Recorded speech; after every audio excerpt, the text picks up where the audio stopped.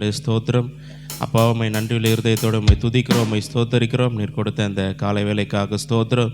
ஆண்டவரே, இந்த காலை வேளையில் உம்மை ஆராதிக்கும்படிக்கு, உம்மை தேடும்படிக்கு கர்த்தாவே நீர் கொடுத்த இந்த வாய்ப்புக்காக, தருணத்திற்காக உமக்கு நன்றி.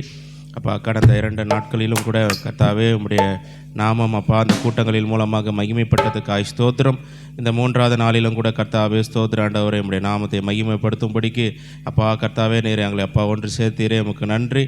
அப்போ தொடர்ந்து நம்முடைய நாமம் மகிமைப்பட்டு இந்த கூட்டத்தில் நம்முடைய நாமம் அப்பா ஸ்தோத்திரம் உயர்த்தப்படுவதாக. அப்போ அந்த கூட்டத்தினுடைய தொடக்கம் முதல் முடிவு வரைக்கும் உடைய பிரசன்னமும் ஆளுகையும் மகிமையும் தங்கியிருக்கும்படியாக செபிக்கிறோம். ஆண்டவரே உடைய சத்தியத்தை நாங்கள் அறிந்து கொள்ள கர்த்தர் கிருபை கொடுங்க.